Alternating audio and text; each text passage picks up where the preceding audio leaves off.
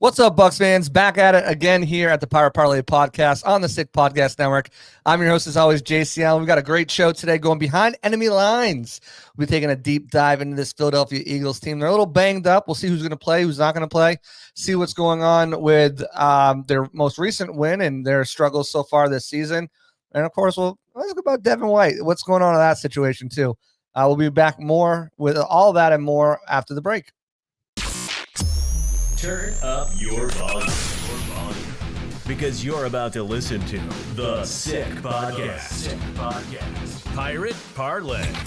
Battle intercepted, picked off in the end zone. Bucs are going to beat the Chiefs. We're the champions of the world. The sickest Tampa Bay Buccaneers podcast. It's going to be sick. Back at it on the other side here. We're going to waste no time to bring in our guest. He's Mr. Jody Mack, host of WIP Radio in Philly, host of Weekends on Infinity Sports Network, a good friend of mine.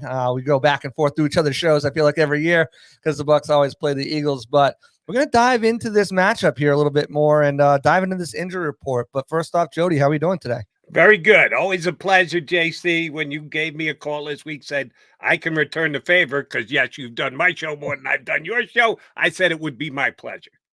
Awesome. So let's just dive right into the injury report because for the Bucs, it's a laundry list. It looks like a CVS receipt out there. But for the Eagles, it's a little bit shorter, but it's a little bit more, I feel like, significant. Obviously, A.J. Brown dealing with a hamstring, missed last week's game, did not practice on Wednesday and Thursday. Lane Johnson and Devontae, that's both dealing with concussions. Again, did not practice on Wednesday or Thursday, not trending in the right direction to play. And a couple other people popping up, moving to full participation, Mekhi Becton and Landon Dickerson. Sounds like you guys are banged up on the offensive line there and in the wide receiver room. Certainly more in the wide receiver room. When you lose a Devontae Smith and then A.J. Brown, and we won't know till Sunday, but trending in the wrong direction would be an accurate description of where they're at as of right now. That's a massive loss. And Howie Roseman thought that he upgraded the depth at the wide receiver by trading for Jahan Dotson from the Commanders late in the preseason, didn't get a lot of work in ahead of time. Well, there's a good chance he'll be the number one wide receiver, which he is just not ready to do come Sunday. They also lost Britton Covey last week, who is their punt returner, who has not been much of a wide receiver from last season. But this year, they have factored him into the lineup a little bit. Gets a lot of quick hitters, 5 or 6 yards, just try and move the sticks kind of play. Covey isn't going to be the kind of guy who's going to beat you down the field, but Jaylen Hurts seems to trust him and throws the ball to him, and Covey does catch it when he gets it. He's also out. He's on IR, so he's going to be gone for a minimum of 4 weeks, and they're saying more like 6 to 8 because it's a shoulder thing. So the word decimated might come to mind for the Eagles and their wide receiver core coming into this game against Tampa on Sunday. Yeah, I mean, you look at the roster, they have 2 healthy receivers on there, one of which is the aforementioned Jahan Dotson. The other one's Johnny Wilson. That's it. They've got 4 receivers on their roster after they moved Covey to injured reserve. Now, they do have a plethora of guys on the practice squad. Some guys you'll remember by their names, obviously, in a Paris Campbell, in a John Ross, of course, the former fastest man at the Combine. They also have a couple other guys there. Rookie Marcus Rosemary Jackson, who a lot of people were kind of high on in the draft, he ended up going undrafted. And Kyle Phillips and Danny Gray, who we've seen make some plays over the years. Of course, you can only elevate 2 wide receivers, if they're going to go that route from the practice squad. Is there a chance they sign somebody? Who do you think they elevate? And how do you think Johnny Wilson kind of steps into a role as a starter? Because that's what he's going to have to do. Oh, he is. Paris Campbell is, I think, a given to be elevated. A lot of people thought he was going to make the roster when they traded for Dotson right at the end of spring. That took the camp spot away from him. But he did get elevated last week, caught the ball last week. So I certainly expect him to be elevated. I'm not sure who the 4th is going to be. And I think it's also a very good chance that the Eagles will go with 3 tight ends on the active roster. Grant Calcaterra is a wide receiver in a tight end's body. He's a guy who can get downfield and make some plays. Not very good in the blocking game. Missed some blocking assignments that were pointed out heavily this past week. The Eagles did elevate Jack Stoll, who they had let go in preseason, got signed by the Giants, was let go by the Giants, and the Eagles re-signed him to the practice squad. Stoll is an outstanding blocking tight end. Not much of a factor in the passing game, but a very good blocking tight end. So you may see the Eagles running 2 tight end sets more this week than they have in the first 3 games of the season, basically out of necessity. Yeah, it seems like that's the case, especially with the wide receivers they have there. It looks like you're going number 3s, number 4s as your number 1 and number 2, and it's not a good look. But fortunately for this Eagles team, they've got a pretty good running back and a pretty good rushing attack there going on with Saquon Barkley and Kenneth Gainwell and Will Shipley, the rookie, kind of chipping in here and there. But of course, you can't run the ball if you can't block. And as I mentioned before, Lane Johnson trending in the wrong direction to play. Obviously, the All-Pro, Pro Bowl right tackle for the Eagles. And then a couple injuries on the interior offensive line. And now it looks like both of these guys will play. But Landon Dixon with a wrist injury makes you nervous. And Mekhi Becton with a finger. It's Becton. So, you know, he seemed to turn it around a little bit here. And I know he had to step in at right tackle last week. But is that the plan this week? If Johnson can't go, is Becton at right tackle? And then if that's the case, who's stepping in for guard? And how do Eagles fans, how do people who cover the team feel about the offensive line depth with a couple guys banged up? It most likely will shake out the way that it did during the game Sunday against the Saints, because both Lane Johnson and Becton got hurt in the game. Lane Johnson relatively early. The guy who came in and replaced him was Fred Johnson, who's been a grizzled veteran guy, been with a couple of different teams. And with the Bucs. Eagles, he was with the Bucs too, right? I should know that. Eagles signed him last year. He was one of those practice squad back and forth type guys, made the team straight up out of camp because he was very good in camp, and he is their swing tackle. If Mailata were to go down, he would start at left tackle. Johnson's gone down, he's going to start at right tackle. I think his more natural side is the right side, so that's actually better, where he'll be playing this week. Yes, Becton he was full participant yesterday. I think he's not anywhere near 100%. He's going to have to play with the injury. And I tried to tell Eagle fans this before the season started, because I'm a Jet fan too. Mekhi Becton is an injury waiting to happen. Let's be honest. That's what his career has been since he was drafted by the Jets in the first round. And I said, I guarantee you it's going to happen at some point. Did I know it would be week 3 that he would go down already? Well, no, that's even a little quicker than I thought. And I was a pessimist about Becton coming in. I don't know if he gets through the whole game. Looks like he's going to be able to start. When he came out of the lineup last week, their second-round draft pick from last year stepped in and played quite well. Tyler Steen, as a matter of fact, his PFF, Pro Football Focus grade, was through the roof for the snaps that he played last week. Fred Johnson played well. Steen played even better, filling in for the 2 Eagles injured offensive linemen. So Steen will be ready to go if Becton goes down again. And if he does, no one should be surprised. Now, I want to switch over to the defensive side. It looks like everyone's relatively healthy over there. Not too much to worry about, but I do have some questions about this Eagles front. For years, the last couple of years, they've been known for getting after the quarterback. They've only got 7 sacks in the season, and Bryce Huff is kind of who their big money free agent traded away, obviously, Hassan Reddick, and signed him to a big deal. It's kind of been a little quiet. What's going on with that Eagles pass rush? And should the Bucs be worried that maybe this is a game will kick in, and kind of what's going on with the lack of productivity over there? Will be very interesting to see how the Bucs handle things. That's right, the Bucs handle things, because the Saints gift wrapped the way that they decided to play offense, which allowed the Eagles to play their best defense. Eagles are best defensively when they can go with a 5-man front. And if you go 3 wide receivers and you pull your tight end out a little bit, there's no way you can play a 5-man front. You'll just get picked apart in the secondary. So the Saints did them a big favor by deciding to try and use the personnel that they did. And Eagles were very good in the 5-man front, specifically the inner 3. They played really well at the defensive tackle position, got a lot of pressure right up the middle.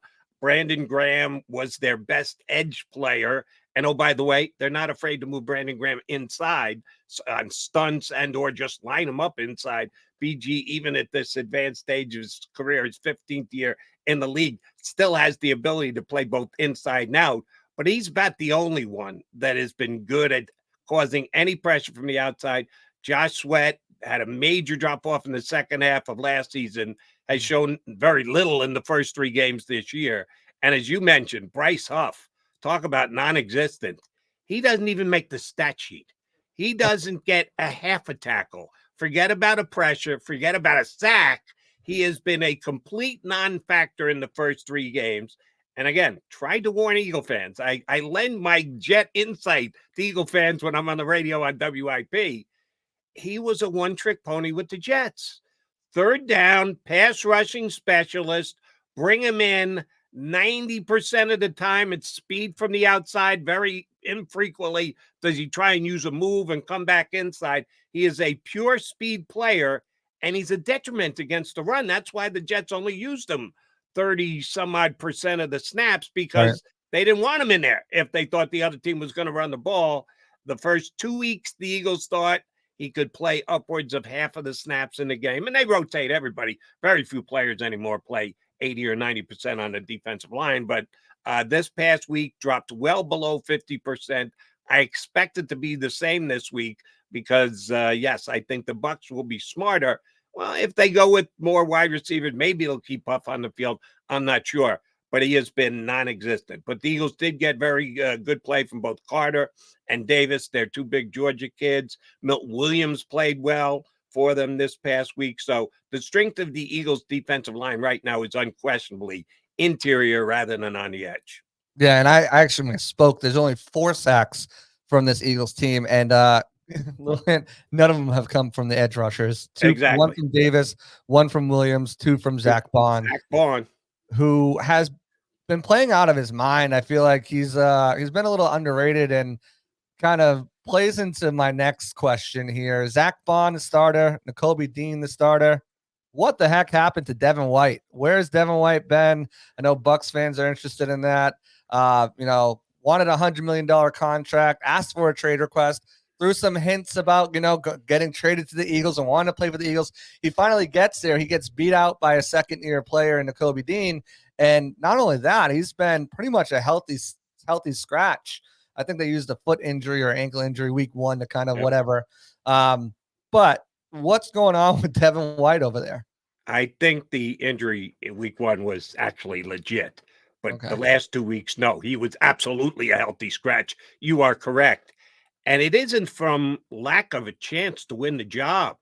Throughout the entire camp, he was running with the ones. As camp moved closer to the first game, yes, Nakobe Dean was getting in earlier in practice, and it was pretty much a 3-way share on the number 1 snaps. But to start camp, Devin White he'd get more snaps than Bond was. He was the number 1 linebacker. And as they saw more of him, they placed him as the number 2 linebacker. As they saw more of him, they placed him as the number 3 linebacker. And now, because he didn't play much specials for you guys down there in Tampa, and the Eagles didn't really ask him to play specials during camp this year, they've got a couple of backup linebackers in Orion Burks and Ben Van Sumeren, who are also very good special teams players. The extra guy, the extra linebacker is going to be a guy who's going to absolutely be needed on special teams. And Devin White hasn't been able to offer that. So that's why he's been a healthy scratch the last 2 games. You know better than me. You're there every single day. You watch every single snap the Bucs take. He fell off. I know a couple of years ago, this side of Tom Brady, he might have been the most valuable Buck in their march to the Super Bowl win, and he was phenomenal. And he set the bar really high, and he's done nothing but go backwards since. And the Eagles were believing and or willing to take a chance that change of scenery, change of look, change of system would bring his game back. It has not. He is just not the player he once was. And the only way he's going to break, I think the only way he breaks into this lineup is if one of the Eagle linebackers suffers a significant injury. So you think he's going to be a healthy scratch throughout the season unless he's traded or cut? Yeah, I do believe. Sorry to you, Devin White fans out there, and I'll try not to hurt myself, pat myself on the back when I say I told you so. I just didn't see it. I thought the Bucks were absolutely right in moving on from him, not giving him a contract extension. The Eagles gave him okay money for 1 year, not multi-year, just 1 year, and okay money, borderline starter money, which told you they were willing. It was a lottery ticket. They were Right. taking a chance that they could get him back to the level he was once at. They've already surrendered the lottery ticket, and I don't think Devin White has much of a future in Philadelphia. Whew, I don't know what his future prospects look like around the league. No, right. Because if someone was if somebody wanted him, and I know obviously the Eagles are like, the healthy scratch. Someone probably would have offered a draft pick for him already at this point, combined with that contract and just again the fall off in his play. Freelancing too much, just kind of just liability and coverage, can't get off blocks. Again, he was at one point that Super Bowl run a dominant player, and I think he's a great person. But just goes about his business the wrong way, and not the same player. But No. sticking on that And defense, by the way, I think the Eagles did shop him at the end of camp. I yes, I think heard they that. did make some calls to other teams around the National Football League that were short on linebackers. And as you, I believe, correctly pointed out, there were no takers. And I don't think the Eagles were asking for a hell of a lot in return. Certainly a day 3 pick, probably a 7th round pick. They couldn't even get Swap. that for Devin White. Couldn't even get a swap for him, and maybe that changes towards the trade deadline. It's pushed back a little bit more when half of his salary is already eaten and someone has an injury. But yeah, I don't see anything coming to fruition anytime soon. Finishing up on that defensive side, the Eagles identified a spot on their roster where they wanted to get better. That's a secondary. They go back out, bring in C.J. Gardner-Johnson back in. They go out in their first 2 draft picks, pick up Quinyon Mitchell and Cooper DeJean in the draft. They've got a couple other players coming into their own. Isaiah Rodgers, Reed Blankenship is really starting to stand out as one of the, playmaking safeties. He already has, I believe, 2 interceptions or at least 1 interception for the Eagles so far. Darius Slay Jr., he's a little nicked up this week. He looks like he's going to be good to go. He's dealing with a knee injury, but full participant from the get-go. Just kind of looks like they're just, playing it safe with him a little bit. But how have these new pieces fit in as far as Gardner-Johnson? We kind of know his game. Keep him away from Godwin, I'd say. But Quinyon Mitchell, Cooper DeJean, how have they kind of fit into this secondary, and how have they maybe made it better than it was last year? Very interesting from the beginning of camp to where we are right now, because Isaiah Rodgers was the number 1 outside cornerback other than Darius Slay, playing with Darius Slay, and they were using Quinyon Mitchell in the slot almost exclusively. They throw him outside every once in a while, but they also had Kaylee Ringo that they were using outside. It looked like they were absolutely targeting Quinyon Mitchell for the slot. But when he went outside, he played as well as he did. And they've got Avonte Maddox, who they brought back, was a free agent, got him back on a very team-friendly deal because kind of like Mekhi Becton, Maddox is an injury waiting to happen. He hasn't been hurt this year. 3 games, hasn't gotten hurt yet. That's a major plus for Avonte Maddox. But Maddox has been their slot guy. They played Mitchell outside. Rodgers got hurt week 1. He was, like I said, running with the ones all throughout camp, but got hurt right before week 1. They activated him week 2. My old partner, John McMullen, when I did Birds 365, which you were a very good guest on, told me that they activated Rodgers, but were only going to play him in an emergency situation. That they had him on the roster. They didn't have plans for playing him at all from scrimmage and not in special teams. He didn't play. They didn't have that emergency, so they were fine. He was activated again this past week and never saw the field again. So I'm not sure what they think of Isaiah Rodgers. I don't know if it's a lingering injury. They're not listing him as injured. He's been practicing. Right now, they're starting safe. The cornerbacks are Slay outside with Quinyon Williams and Devontae Maddox in the slot. Cooper DeJean got hurt, and he missed 3 weeks, 3 long weeks in preseason action camp into the first 2 preseason games. He played in the third sparingly. He got in a couple of snaps for the first 3 weeks. He is now their punt returner because, as I mentioned, Britton Covey got injured, so he was a very good punt returner in college, so he'll handle those duties for the Eagles. They still talk the kid up. They still say they love the kid, but they've had a chance to play him and have not played him much because all 3 of their guys that they've been using have stepped up and played well against the pass. And as you mentioned, Slay, little injured last week, took a major cheap shot against the Saints. Guy rode him way past the out-of-bounds line and threw him into the bench. Amazing that they didn't throw a flag. I believe he got a fine for it, though. But Slay says he's good. He's ready to go. So the Eagles, as of right now, what was a major weakness last year, so far, first 3 games, the cornerback position has performed quite well.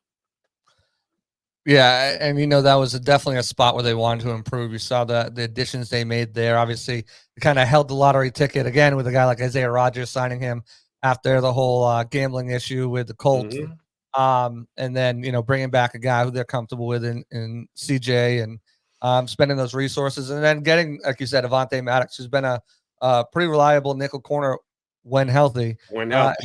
In the league. Hopping back over to the offensive side of the ball, because we'll save the quarterback for last.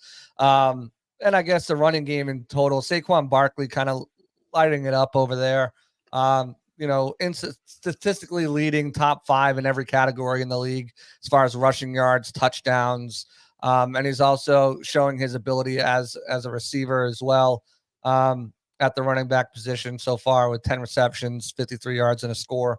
Do you expect them to really lean on this running game this weekend with the wide receivers down? And, the Bucs traditionally have one of the top run stuffing defenses. Now, Vita Vea is going to be very important to watch. If he plays, how close to 100% with that cell and how much of a snap count he kind of has. But if the Eagles win, how important is this running game going to be?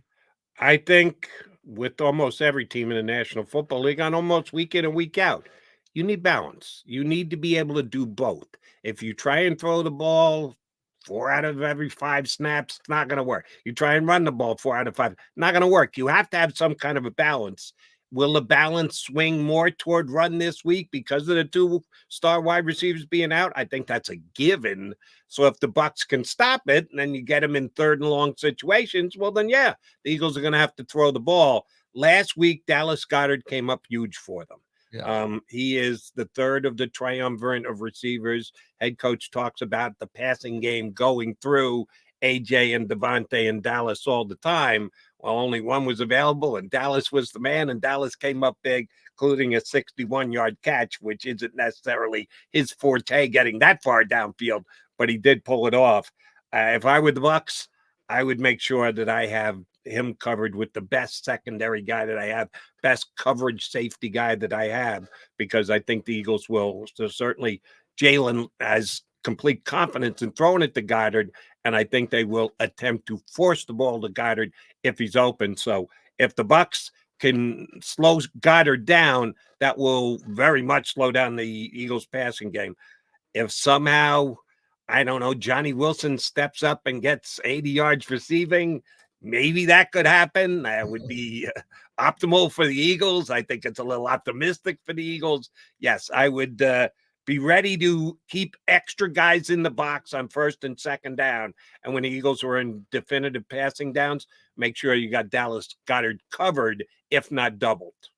Yeah, it seems like a big Dallas Goedert game in the passing game. I mean, you look at you take Jahan Dotson, Paris Campbell, Johnny Wilson, put them together. They've got 6 receptions for just over 30 yards on the season. No scores between them, but Goedert, is tied for the leading receiver with Devontae Smith with 239 yards, 2nd in receptions, and still looking to find the end zone, but had that big 61-yard reception we're talking about. As far as Jaylen Hurts, because such has been made, I feel like he's a polarizing character, as far as his ability, to run and pass. And this year it hasn't gone so well for him.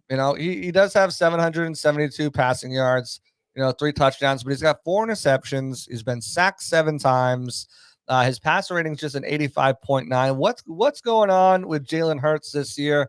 Obviously still using his legs, 143 yards in the ground and a touchdown. Looks like he's leaning on them a little bit more. He's already had 34 rushing attempts through 3 games. What's going on with Jaylen Hurts? And how do the Bucs shut him down, contain him, and get him to make some more of those mistakes and stay in that pocket a little bit longer than he wants and able to get to him as other teams have this season? Yeah, the year before last year, 2022, when he was the runner-up for MVP to Patrick Mahomes, the man he lost to in the Super Bowl, but you could definitively argue outplayed Patrick Mahomes in the Super Bowl. Chiefs won the game, but I thought Hurts actually had the better of the 2 games. Yeah, he was a legitimate force with his ability to run the football. Last year, that dissipated greatly. And there is continued speculation. No one will cop to it. The Eagles won't say they told him to run it less. Jaylen won't say that he definitively decided he was going to run less because he got the mega contract and he wanted to make sure he stayed on the field. I think he's run the first 3 games out of necessity because there have been some breakdowns on the offensive line. Last year, when the Eagles plummeted at the end of the year, including the beatdown that they took at the hands of you guys in the first round of the playoffs, it was due to the blitz. They just had no answer for the blitz. And I think Jaylen, when he's seen the blitz this year, he's decided better to take off and run than to take a sack. 7 sacks, all right, 7's an okay number for 3 games. It's not great, but it's okay. And they haven't been major, costly, 3rd and 4, take them out of field goal range type sacks. That has not been a problem yet.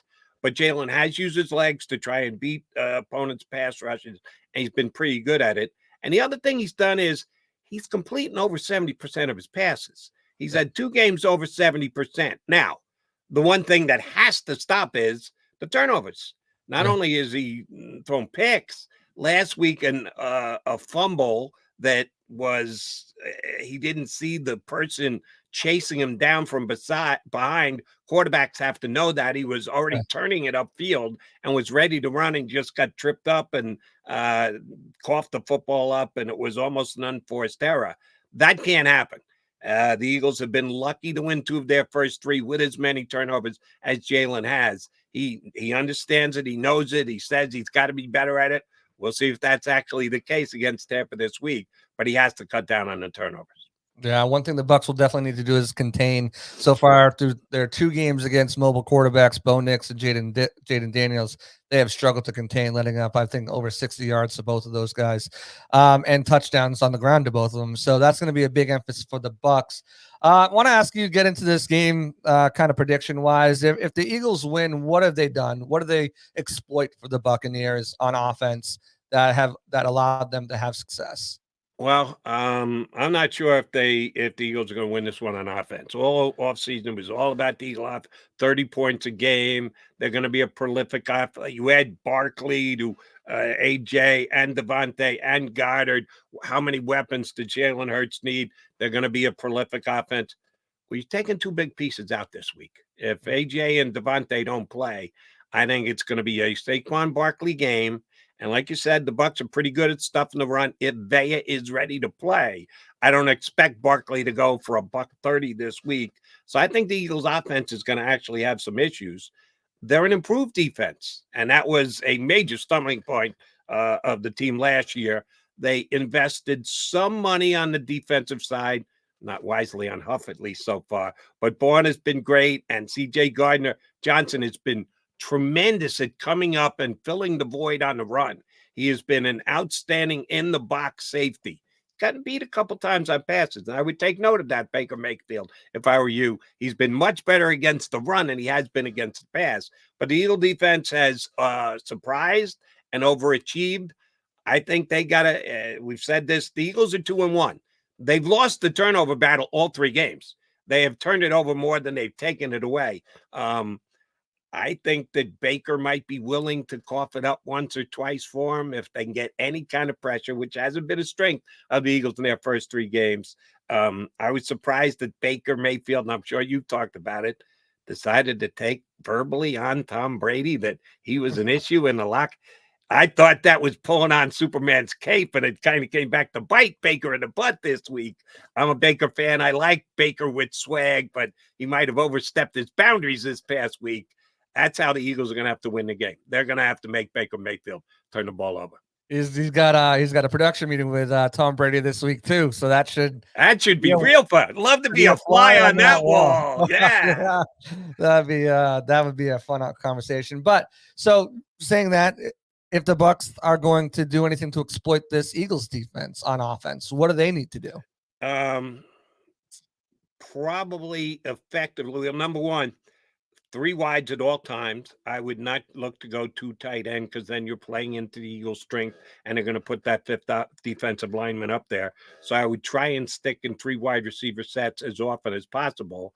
And like I said, C.J. Gardner-Johnson has been phenomenal at coming up and playing around. He's made huge stops in the hole, at the line of scrimmage, thwarting 3rd downs and 4th downs.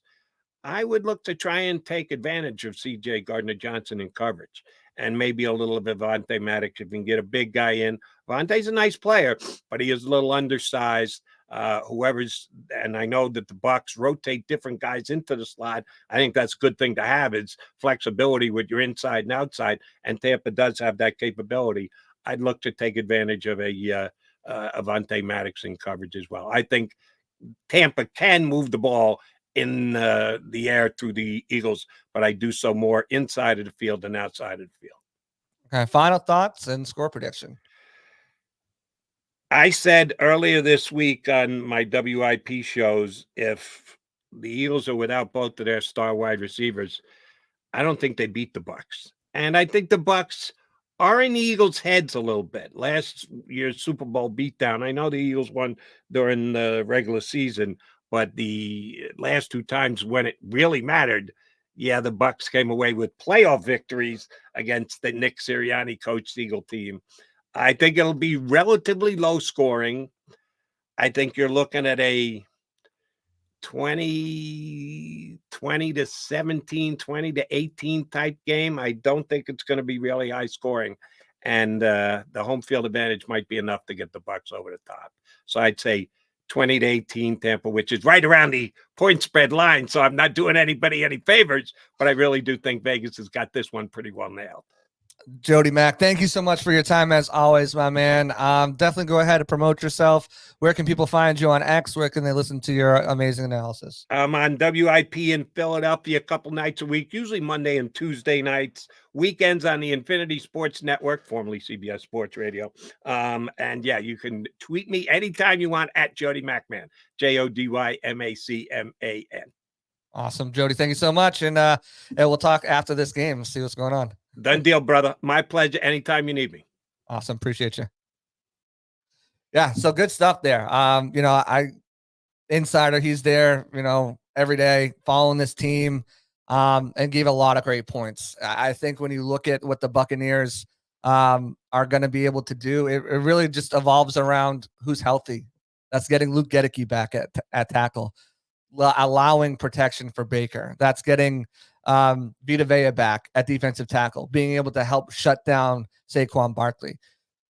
The Eagles are hurting at wide receiver, and it looks like both of these guys aren't going to play. So, I mean, they've got literally two on the active roster. They'll probably bring up Paris Campbell and another one of these other guys just so they have 4 wide receivers in case someone else goes down.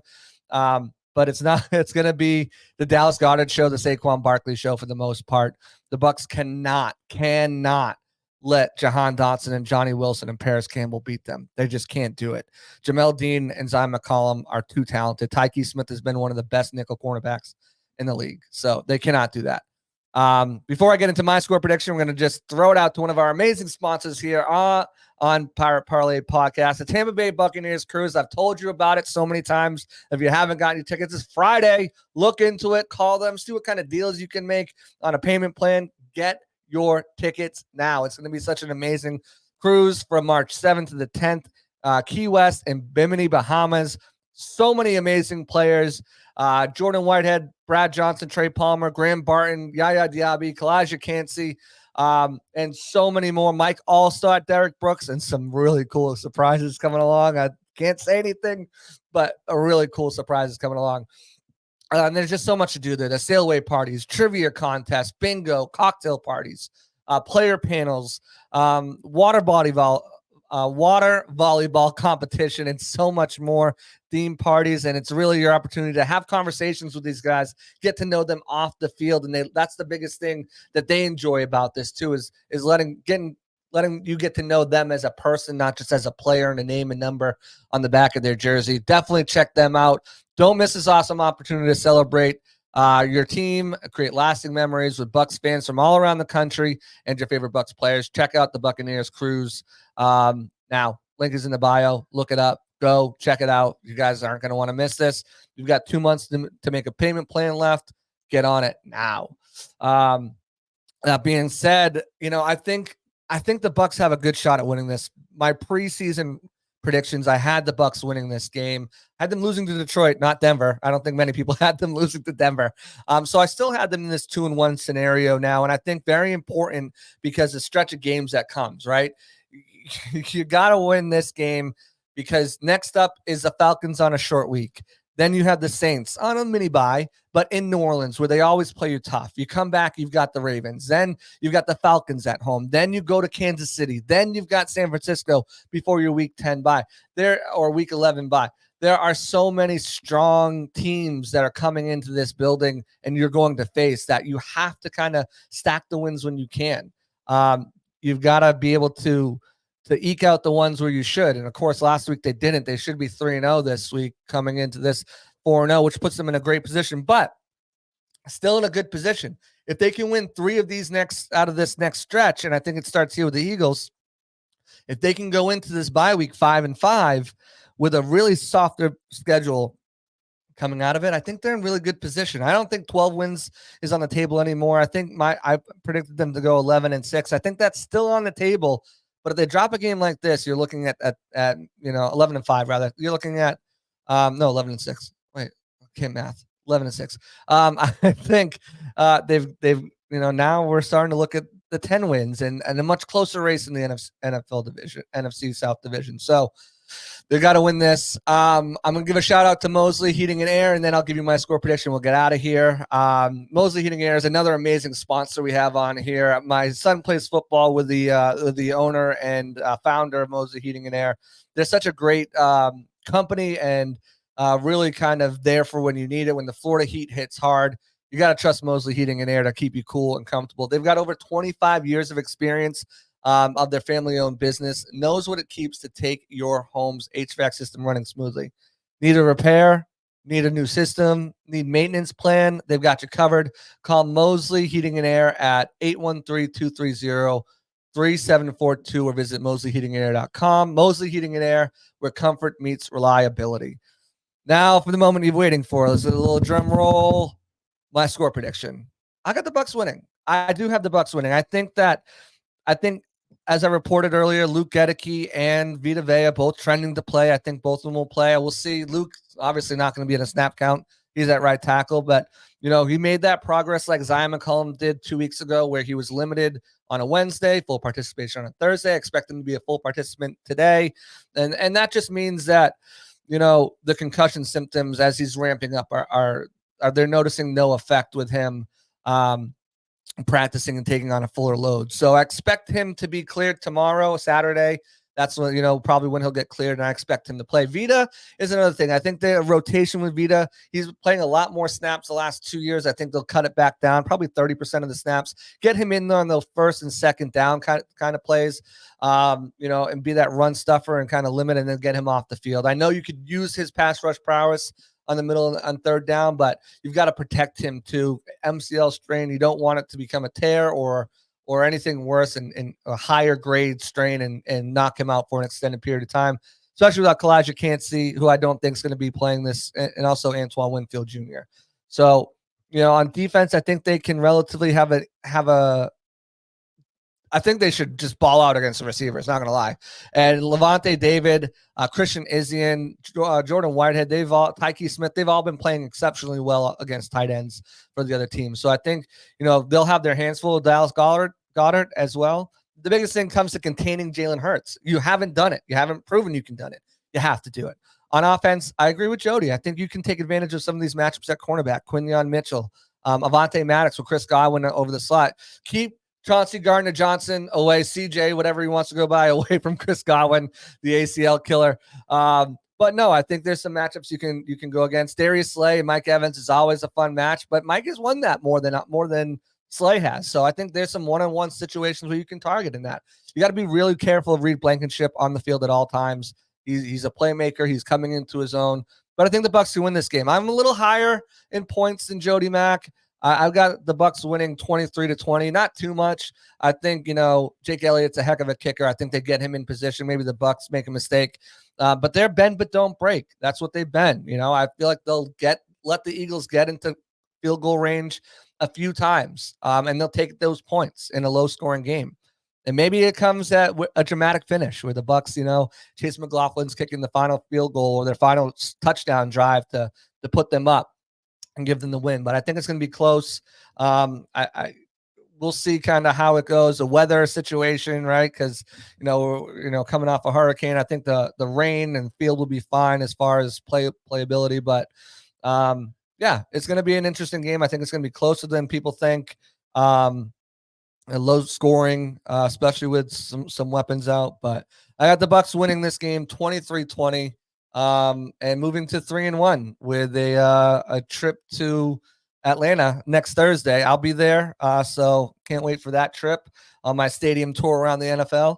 And I'll give you that coverage there. I'll talk to you guys right after the game on the field, and we'll go from there. But Bucs win 23-20. That's going to do it here at the Sick Podcast Network here on Pirate Parlay. Again, I'm your host, as always, JC Allen. Make sure you guys are turning on reminders, like, subscribe. Appreciate that. Helps the algorithm, gets us in front of more Bucs fans like yourself looking for this content. And that's going to do it for us. Hopefully everyone is safe. If you're not, make sure you guys move to a safe location.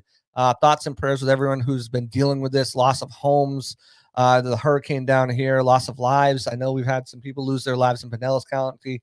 And I'm sure elsewhere along the coast, and thoughts and prayers go out to them. But, hopefully everyone, a majority of you guys were safe throughout this and throughout the storm. But that's going to do it for us here at Pirate Parlay. Again, I'm your host, JC Allen on the Sick Podcast Network. We're out of here. Peace out. And that's a wrap. Hope you don't miss us too much until next time. Follow the Sick Podcast Pirate Parlay on YouTube, Facebook, Google Play, and Apple Podcasts.